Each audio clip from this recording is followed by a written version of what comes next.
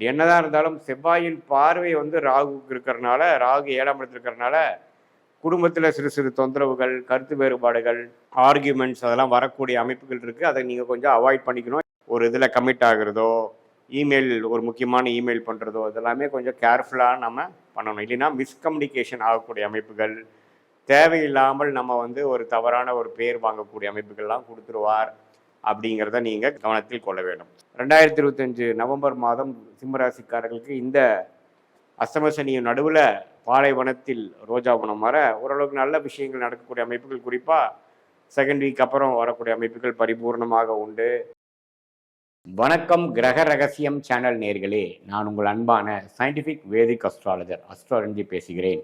நல்லது நினைப்போம், நல்லதே நடக்கும். இந்த வீடியோவில் நம்ம என்ன பார்க்க போகிறோம்னா, நவம்பர் 2025 எத்தகைய ஒரு காலகட்டமாக பலாபலன்கள் நிறைந்த ஒரு மாதமாக சிம்மராசிக்காரர்களுக்கு இருக்க போகிறதுன்னு பார்க்க போகிறோம். அறிவியல் சார்ந்த ஜோதிட கருத்தை எந்த விதத்திலும் மூட நம்பிக்கை மிக்ஸ் பண்ணாமல், அறிவியல் சார்ந்த விஷயத்துக்கு அப்பாற்பட்ட எந்த ஒரு விஷயத்துக்கும் போகாமல், பரிகாரங்கள் அது மாதிரி விஷயத்துக்கெல்லாம் போகாமல், உள்ளது உள்ளவாறு மிகைப்படுத்தாமல், எப்படி வந்து ஒரு கிரகமும் கோச்சாரத்தில் ஆண்டு கிரகமாக இருந்தாலும் சரி, மாத கிரகமாக இருந்தாலும் சரி, எத்தகைய ஒரு தாக்கத்தை சிம்மராசிக்காரர்களுக்கு 2025 நவம்பர் மாதம் கொடுக்கக்கூடிய அமைப்பு இருக்குங்கிறது நம்ம கொஞ்சம் துல்லியமாக பார்க்க போகிறோம்.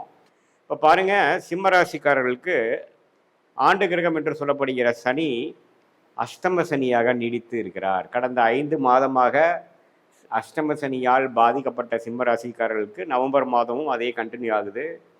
குரு வந்து 11ஆம் இடத்துல இருந்த குரு இப்போ என்ன ஆகிறாருன்னா 12ஆம் இடத்துக்கு வக்ர ரீதியாக கடகத்துக்கு வந்து சனி 8ல் குரு 12ல் அப்படிங்கிற மாதிரி ஒரு அமைப்புகள் கொடுக்குதுங்க. அதே சமயத்தில் 7ஆம் இடத்தில் ராகுவும் ராசிக்குள்ள கேதுவும். ஸோ கண்டிப்பாக வந்து சிம்மராசிக்காரர்கள் எல்லா விஷயத்துலையும் கவனமாக இருக்கக்கூடிய அமைப்புகள், நட்பு, உறவு, பங்குதாரர்கள், கம்பெனி விஷயங்கள், வியாபாரம், உடம்பு உபாதைகள், செலவுகள், குடுக்கல் வாங்கல், இது எல்லாத்துலேயுமே கொஞ்சம் கேர்ஃபுல்லாக இருக்கக்கூடிய அமைப்பு தான் வந்து ஆண்டு கிரகமாகிய குரு, சனி, ராகு, கேதுகள் கொடுக்குறார்கள். மாத கிரகம் எப்படி இருக்குன்னு பார்க்கும் பொழுது ராசி அதிபதியாகிய சூரியனே பார்த்தீங்கன்னா 3ஆம் இடத்துல நீச்சமாக இருக்கார். ஸோ மாதத்தின் முதல் 2 வாரம் நீச்சமாக இருந்து மாதத்துக்கு அப்புறம் 2 வாரத்துக்கு அப்புறம் தான் பார்த்தீங்கன்னா விருச்சிகத்துக்குள்ளே போய் குரு பார்வை பெறுகிறார். ஸோ முதல் 2 வீக்ஸ் வந்து சிம்மராசிக்காரர்கள் நம்ம கேர்ஃபுல்லாக இருக்கணும். ராசி அதிபதியும் பலவீனமாக இருக்கிறார், மற்ற கிரகங்களும் சுமாரான அமைப்பில் தான் இருக்கிறதுங்கிறது நம்ம தெரிஞ்சுக்கணும். வண்டி வாகனத்தில் ட்ராவல் பண்ணும்பொழுது கேர்ஃபுல்லாக இருக்கணும். நைட் நேரம் ட்ராவல் பண்ணும்பொழுது, இரவு நேரம் ட்ராவல் பண்ணும்பொழுது, பயணிக்கும் போது சற்று கவனம் தேவை. அது முடிந்த வரைக்கும் அதை அவாய்ட் பண்ணிக்கிறது நல்லது. அதே சமயத்தில் உங்களுடைய உடைமைகள், ஃபோனு, பர்ஸு, அது மாதிரி சில விஷயங்கள்லாம் கரெக்டாக வச்சுருக்கிறோமா, எங்கே வைக்கிறோமோ அங்கே வச்சுருக்கோமா, திடீர்னு மறந்து ஞாபக மறதியில் மிஸ் பண்ணுறது, அப்புறம் அது கடைசி கிடைக்க முடியாமல் போகிறதுங்கிற மாதிரி சில துரதிருஷ்ட விஷயங்கள் நடக்கக்கூடிய அமைப்புகள் இருப்பதனால உங்களுக்கு தசாபுக்திகளும் கொஞ்சம் சிறப்பில்லாத தசாபுக்திகள் போச்சுன்னா இன்னுமே கொஞ்சம் சிரமங்கள் வரக்கூடிய அமைப்புகள் இருக்கிறதுனால கவனம் தேவை அப்படிங்கிறது நீங்கள் தெரிஞ்சுக்கணும். நவம்பர் 15, 16க்கு அப்புறம் சூரியன் விருச்சிகத்துக்கு போய் உச்சகுருவின் பார்வை வரும் பொழுது பிரச்சனை இல்லை, கொஞ்சம் எல்லாமே சால்வ் ஆகிடும். கொஞ்சம் மனசில் ஒரு தைரியம், ஒரு தெளிவு, நம்ம என்ன பண்ணுறோங்கிறதுல ஒரு கிளாரிட்டி, அது மாதிரி விஷயங்கள்லாம் கொடுக்குதுங்க. மாணவர்களும் பார்த்தீங்கன்னா சிம்மராசிக்காரக மாணவர்கள் இது மாதிரி காம்படிட்டிவ் எக்ஸாம்ஸ் கிளியர் பண்ணுற இருக்கக்கூடியவங்க, கவர்மெண்ட் எக்ஸாம்ஸ் பார்க்குறவங்க எல்லாமே பார்த்தீங்கன்னா மாதத்தின் 3rd வீக் 4th வீக்கில் செகண்ட் ஹாஃப் வந்து நல்லா இருக்குது. சூரியன் குருவின் பார்வை பெறுகிறார். புதன் குருவின் பார்வை பெறுவது நல்லா படிக்கக்கூடிய விஷயத்தில் தேர்ச்சி பெறக்கூடிய அமைப்பு, புரிதல், கான்ஃபிடன்ஸ் கிடைக்கக்கூடிய அமைப்புகள் நல்லா இருக்குது. ஸோ சிம்மராசிக்காரர்களுக்கு செகண்ட் ஹாஃப்லேருந்து கொஞ்சம் படிப்படியாக என்னதான் அஷ்டம சனி நடந்தாலும், விரயங்கள் கொடுத்தாலும் சில பாசிட்டிவான விஷயங்கள் நடக்கக்கூடிய அமைப்புகள் இருக்குது. சுக்கிரன் வந்து சுக்கிரனோட வீட்டிலேயே வந்து பெரும்பாலான டைமில் 3ஆம் வீட்டில் இருக்கிறதுனால அந்த எதிர்பாலினத்தில் இருக்கக்கூடிய விஷயத்தில் சில கேர்ஃபுல்லாக இருக்கக்கூடிய அமைப்புகள் தேவைப்படுகிறது.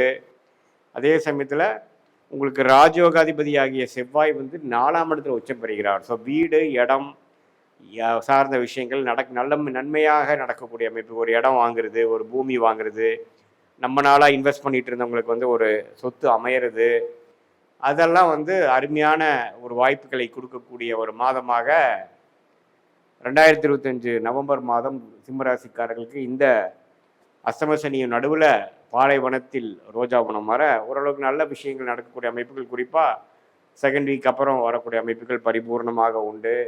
இல்லத்தரசிகளுக்கும் பார்த்திங்கன்னா அவங்க பேரில் சில சொத்து வாங்குறது, கொஞ்சம் வீட்டில் கொஞ்சம் கருத்து வேறுபாடுகள்லாம் நீங்கி கொஞ்சம் சுப விஷயங்கள் நடக்கிறது. சீனியர் சிட்டிசன்ஸுக்கும் பார்த்திங்கன்னா கொஞ்சம் அவங்களுடைய பாகப்பிரிவினை விஷயங்கள்லாம் கொஞ்சம் சால்வ் பண்ண ட்ரை பண்ணுறது, உடம்பு உபாதைகள் கொஞ்சம் சரியாகிறதெல்லாம் கொஞ்சம் பரவாயில்லையா இருக்குது. பட் என்னதான் இருந்தாலும் செவ்வாயின் பார்வை வந்து ராகுக்கு இருக்கிறனால, ராகு 7ஆம் இடத்துல இருக்கிறனால குடும்பத்தில் சிறு சிறு தொந்தரவுகள், கருத்து வேறுபாடுகள், ஆர்கியூமெண்ட்ஸ் அதெல்லாம் வரக்கூடிய அமைப்புகள் இருக்குது. அதை நீங்கள் கொஞ்சம் அவாய்ட் பண்ணிக்கணும். இல்லைன்னா அது வந்து வெடித்து மனசில் ஒரு கசப்புணர்வை கொடுக்கக்கூடிய அமைப்பை கொடுக்கக்கூடியதாக இருப்பதனால கொஞ்சம் நீங்கள் சிம்மராசிக்காரங்க என்ன பேசுகிறோம், நம்ம என்னதான் நம்ம எக்ஸ்பிளைன் பண்ணாலும் நம்மளை புரிஞ்சுப்பாங்களா, அல்லது மௌனமாக இருக்கிறதே சரியா, அல்லது நம்ம வந்து பேசுகிறது சரியா, நம்ம கரெக்டாக பேசுகிறோமா, நம்ம பேசுகிறத அவங்க புரிஞ்சுக்கிற நிலைமையில் இருக்கிறாங்களா, அதெல்லாம் நீங்கள் பார்த்து தான் நம்ம செயல்படணுமே ஒழிய, இல்லை எனக்கு தோணுது நான் பண்ணுறேன் அப்படின்னு எடுத்தமா கமுத்தமாங்கிற மாதிரி ஒரு விஷயம் பண்ணும் பொழுது அஷ்டம சனி அதோட வேலையை செய்து நமக்கு சிறப்பான ஒரு பலன் கொடுக்காது அப்படிங்கிறதை நீங்கள் தெரிந்து கொள்ள வேண்டும். ஸோ சிம்மராசிக்காரர்களுக்கு கொஞ்சம் சொத்து, வீடு, இடம் அது மாதிரி விஷயங்கள் பாசிட்டிவாக நடக்கக்கூடிய அமைப்புகளும், மாணவர்கள் காம்படிட்டிவ் எக்ஸாம்ஸ் கிளியர் பண்ண ட்ரை பண்ணுறவங்களுக்குலாம் கொஞ்சம் பாசிட்டிவான அமைப்புகள் கொடுக்குறதும், அதே சமயத்தில் கவர்மெண்ட் விஷயங்களில் வந்து கொஞ்சம் பாசிட்டிவாக வர்றதும், அதே சமயத்தில் சுப விஷயங்கள் நடக்கிறது, அது மாதிரி விஷயங்கள் நடக்கிறது, நல்ல அமைப்புகள் இருந்தாலும் நான் முதலே சொன்ன மாதிரி புதிய ஒரு விஷயத்தில் இறங்கும் பொழுது இந்த டைமில் நம்ம பண்ணணுமாங்கிறத பார்க்கணும். அதே சமயத்தில் உங்களுடைய உடைமைகளை கவனமாக வைத்துக்கொள்ள வேண்டும். சில விஷயங்களை நீங்கள் இறங்கி பண்ணும் பொழுது துல்லியமான அமைப்பை நம்ம செக் பண்ணி தான் நம்ம வந்து ஒரு ரெஜிஸ்ட்ரேஷனோ ஒரு இதில் கமிட் ஆகிறதோ, இமெயில் ஒரு முக்கியமான இமெயில் பண்ணுறதோ இதெல்லாமே கொஞ்சம் கேர்ஃபுல்லாக நம்ம பண்ணணும். இல்லைன்னா மிஸ்கம்யூனிகேஷன் ஆகக்கூடிய அமைப்புகள், தேவையில்லாமல் நம்ம வந்து ஒரு தவறான ஒரு பேர் வாங்கக்கூடிய அமைப்புகள்லாம் கொடுத்துருவார் அப்படிங்கிறத நீங்கள் கவனத்தில் கொள்ள வேண்டும். ஸோ இப்படி தான் வந்து இருக்குது. மாதத்தின் செகண்ட் ஹாஃப்லேருந்து கொஞ்சம் நல்ல அமைப்புகளை கொடுக்கக்கூடிய அமைப்பு எல்லா வயதினருக்கும் இந்த அஷ்டம சனிலையும் சில பாசிட்டிவான சில விஷயங்கள் நடக்குது ஐயா அப்படிங்கிற அளவுக்கு ஒரு காலகட்டங்கள் இருக்குது. அதுக்கு ராஜயோகாதிபதி வந்து ஆட்சி பெற்று குருவின் பார்வை பெறுவது, புதனும் குருவின் பார்வை பெறுவது, ராசி அதிபதியாகிய சூரியனும் குருவின் பார்வை பெறுவது இருக்குது. பட் என்னதான் ஒரு பக்கம் சில வருமானங்கள் இருந்தாலும் 12ஆம் இடத்துக்கு உச்ச குரு வந்தனால விரயங்கள் இருக்கும். அது சுப விரயங்களாக பண்ணிக்கிறது நல்லது. இப்போ எப்படி இருந்தாலும் விரயங்கள் பணம் கையில் தங்காதுங்கிறது தெரியுது. அதை வந்து கொஞ்சம் சுப விரயமாக ஏதோ ஒரு சொத்து வாங்குறதுக்கு அது மாதிரி ஒரு விஷயத்துக்காக நம்ம பண்ண மாதிரி இருப்பது கொஞ்சம் ஒரு நல்ல அமைப்புங்கிறத நீங்கள் தெரிஞ்சுக்கணும். இதுதான் ஒரு பொதுவான பலன். உங்களுடைய ஜென்ம ஜாதகத்தில் பிறந்த தேதி, பிறந்த நேரம், பிறந்த ஊரை வைத்து வரக்கூடிய அந்த ஜென்ம ஜாதகத்தில் நீ என்ன லக்னத்தில் பிறந்தீங்க, அந்த லக்னத்துக்கு ஏற்ற மாதிரி என்ன மாதிரி தசா புக்திகள் இப்போ நம்ம பேசிகிட்டு இருக்கக்கூடிய டைமில் வந்து போயிட்டு இருக்குது, நவம்பர் மாதம் என்ன வருது, என்ன புக்தி, என்ன அந்தரம் ஓடிட்டுருக்கு, அதோட அந்திரநாதன், தசநாதன், புக்திநாதன், இப்போ கோச்சாரத்தில் நம்ம பேசிகிட்டு இருந்த அமைப்பில் எது மாதிரி அமைப்பில் இருக்கிறாங்கிறதெல்லாம் சேர்த்து வைத்து பார்க்கும் பொழுது ஒன்றுமே துல்லியமான பலன்கள் நம்ம எடுத்து எதிர்காலத்தில் நம்ம எது மாதிரி டைரக்ஷனில் நம்ம வாழ்க்கை போகுது, எது மாதிரி முடிவுகளை எப்போ எடுக்கலாம், எது நமக்கு பிராப்தங்கள் இருக்குது, எது நமக்கு பிராப்தங்கள் இல்லைங்கிறது தெரிந்து அதுக்கு தகுந்த முடிவுகளை நாம் எடுக்கும் பொழுது வாழ்க்கையில் எளிதில் வெற்றி பெற முடியும் என்று நான் சொல்ல விரும்புகிறேன். மீண்டும் மற்றொரு காணொளியில் சந்திப்போம். நன்றி, வணக்கம்.